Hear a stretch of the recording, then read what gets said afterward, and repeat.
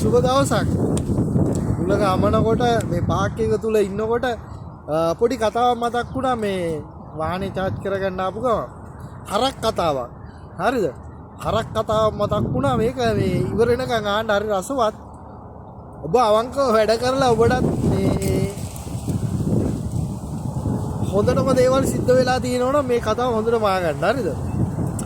අවංකකම කවදාකවත් ඒක කාටවත් ඒක යටත් කරන්න බෑ. ඒ හින්දා මම ඔබට දෙයක් කියන්නම්. මේ කතාව හොඳටම ආගන්න. ඒක ගොවි පොලක් තිබ්බා නැත්තම් ගොවි පොලක් කියන්න පුළුවන්. ඒක වනාන්තරයක නැත්තම් ඒ ස්ථානයක ගොවි මහතෙක් නැත්තම් ගොවි මුලාදෑනියෙක් නැත්තම් මොකක් හරි කියමුකෝ. එයා ඇවිල්ලා ඒ දේ බලාගෙන ඉන්නකොට සතුත් එක්ක හරි එකමුතුයි. ඉතින් මේ කතාව ඇටියට හරකෙක් ඉන්නවා. මේ හරක ඇවිල්ලා ඉවර වෙනකන් හරකෙක් වගේම වැඩ කරනවා අපේ කම්පැනි වලත් එහෙම ඉන්නවනේ කට්ටිය.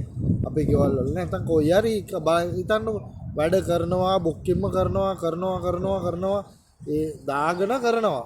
හරිද? ඒ වගේ කරනකොට මෙයාට දවසක් හිතුණා මේ හරකට දවසක් හිතුණා මම දවස් දෙකක් විතර නිවාඩු ගන්නවා කියලා.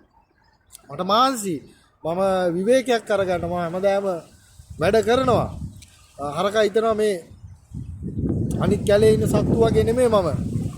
හරකා දන්නවා අනිත් කැලේ ඉන්න සත්තුන් කොහොමද වැඩ කරන්නේ කියලා. කොහොමද ගොවි මාත් යනකොට මූණ පෙන්නකට වැඩ කරන්නේ කොහොමද අනිත් දේවල් කරන්නේ හරකා මේ හැමදේම දකිනවා. නමුත් හරකා නොදක්කා වගේ වැඩ කරනවා. ඉතින් අපේ කම්පැනි වල එක තැන් වල කොහේ හිටියත් මේ වගේ සිද්ධි බෝ වෙනවා. දැන් ඔබට එක දෙයක් කියන්නට මම කැමතියි. මොකද්ද මේ දේ? මේ හරකා දැන් නිවාඩුවක් ගන්නවා කියලා හිතාගෙන මේ හරකා දැන් නිවාඩුව ගන්න යනවලු. ඊට පස්සේ මොකද්ද වෙන්නේ? නරියෙක් එනවා. නරියෙක් මෙතනට බයිනවා. නරියෙක් මෙතනට ඇවිල්ලා මොකද්ද කියන්නේ? නරියා කියනවා නරියා හරකත් එක්ක කතා කර ඉන්නකොට නරියා කතා කර ඉන්නකොට හරකත් එක්ක හරකා කියනවා දැන් මම නිවාඩුවක් ගන්න යනවා මේමයි මට මාන්සි මට මේමයි කියලා නිවාඩුවක් ගන්න යනවා කියලා කියනවා. ඊට පස්සේ මොකද්ද වෙන්නේ? මේ නරියා හැමෝටම කියාගෙන හම්බෙන හැම සතාටම කියාගෙන යනවලු. අන්න හරකා අස්සෙන්න යන්නේ හරකා නිවාඩුවක් ගන්නවලු යනවා කිව්වා. හරකා කියපු නැති කතාවලුත් කියනවා. අර හරියට කවුද ආදම්ගේ වයිෆ් කිව්වා වගේ හරකා කියපු නැති කතාවුත් කියනවා. හරිද? ඉතින් මොකද්ද කියන්නේ? මෙයා ගියාගෙන යනකොටම හැම එක්කෙනාට මෙයාට ඉතුණු විදියට දේවල් කියනවලු. අර අපි කටින් කරන්න යනවා, වැඩ නතර කරන්න යනවා, වැඩ කරන්න බෑ කිව්වා කියනවා, මම නිවාඩුව කතාරලා යනවා කියනවා. ඒ වගේ ලොකු කතා කියාගෙන යනවා. මේ කියලා ඌරවක් හම්බ වෙනවා. ඌරව. දැන් ඌර ඇවිල්ලා ගොවිතුමාත් එක්ක හිතා ඇවිල්ලා ලෙන්ගතු ඉන්න කෙනෙක්. ලෙන්ගතුව අපි අපේ භාෂාවේ මුට්ටි අල්ලන කෙනෙක් කියලා.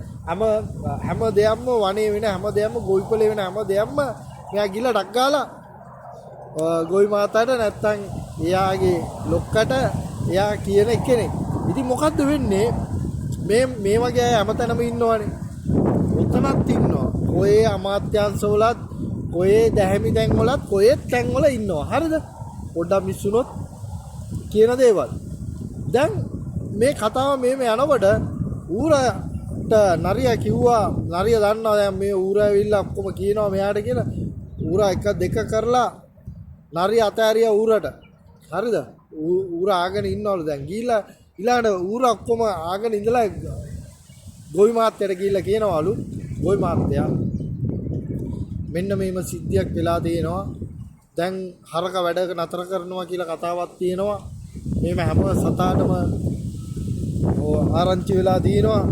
ඔව් කැලේ ඉන්න ගොඩක් කට්ටියව අල්ලගෙන තමයි මේ දේ කරන්න යන්නේ. කණ්ඩායමක් කවල්ලලා පිකටින් පාරක් දාලා මේ වැඩ කරන්න බෑ කියනවා කතාවක් තියෙනවා. මේම තවත් එයා විතරක් නෙමෙයි තවත් ඉන්න සත්තුන්වත් අල්ලගෙන මේ වැඩේට බෑගත්තොත් ගොවි මාත්‍යා වැඩේ වර්ධින කතාවක් තමයි වෙන්නේ කියලා අතිනුත් දාලා ඔක්කොම කරලා මේ ලස්සන්ට ඌරගේ වැඩේ කරාවුවා. ඌරා ඊළඟ ගොවි මාත්‍යා ඇවිල්ලා අහුවම හරකව ඊළඟ දවසේම ගෙනල්ලා මොකද්ද කරේ?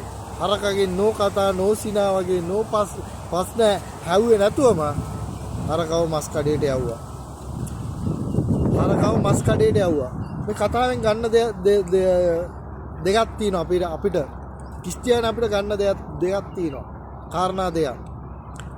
දෙවියන් වහන්සේ අපේ ජීවිතේ කරන්නා වූ සමහර දේවල් සමහර කාරණා හරිද? මම ඉස්සලාම දෙවියන් වහන්සේගේ කාරණා පොඩ්ඩක් කියන්නකො. ඉස්සලා මම මේ කාරණාව කියන්නම් මේ කතාවෙන් ගන්න සාමාන්‍ය කතා දෙක තමයි උලංග වදිනවා නියමයි ඒක. සාමාන්‍ය කතා දෙක තමයි පළවෙනි කතාව. අපි හරකා වගේ හම්බෙන නරියොන්ටයි ඌරොන්ටයි බල්ලොන්ටයි හැමෝටම අපේ දේවල් කී යන්න නරකයි. හරිද? අපේ දේවල් කී යන්න නරකයි.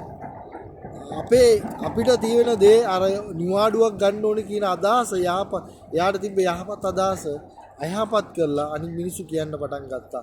ඒ තුලින් හරකගේ ජීවිතේ විනාශ වුණා. අවංකව වැඩ කර හරකා නැති දඩුවමක් වින්දා. ජීවිතෙන් වන්දි ගෙවන්න වුණා.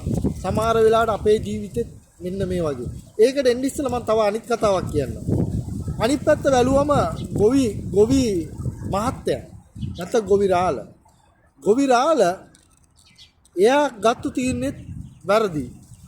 සමහර හරකෝයි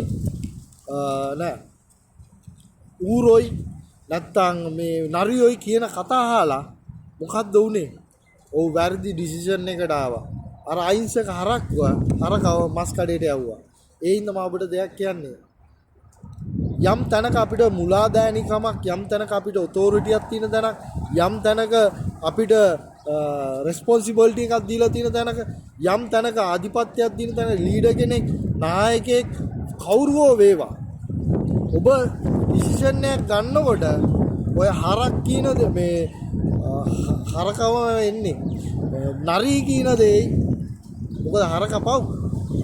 නරී කියන දේ ඌරෝ කියන දේ යාලා අර හරකට අහිංසකව අවංකව වැඩ කර හරකා මස් කඩේට යවන කතන්දර තව දඩුවම් විදින සීන් වලට තමයි නායකයෙක් ඉන්න ගන්න ඕන වෙන්නේ. ඒ හින්දා මම අද දවසේ ඔබට දෙයක් කියන්නට කැමතියි. ඔබ නායකයෙක් වශයෙන් ඔබ ලීඩර් කෙනෙක් වශයෙන් ඔබ දෙවියන් සමහර විට මේක දෙවියන් ක්‍රිස්තුස් වහන්සේගේ දේ කරන මිනිසෙක් හැටියට ඔබට වගකීමක් තියෙනවා. දෙවියන් වහන්සේගේ කාර්ය කරනකොට නරී කියන දේ ඌරෝ කියන දේ අහලා අර අහිංසක හරක්ට බොක්කෙම වැඩක් කරන හරක්ට පහර දීම ඉතා භයානක දෙයක්. හරිද? මම ඔබට ඒ වගේම කියනවා හරක් වෙන්නා වූ අවංකව වැඩ කරන්නා වූ මිනිස්සුયો ඔබ යම් දෙයක් කරගෙනවා නම් දෙවියන් වහන්සේ තුල අවංකව ඒ දේ නරින්ටයි ඌරොන්ටයි කියන්න එපා.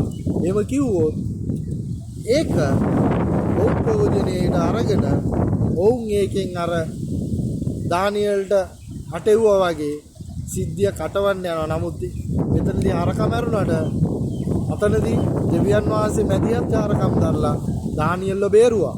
දානියෙල්ව මරන්න ගිය මිනිස්සුયો නැද්ද?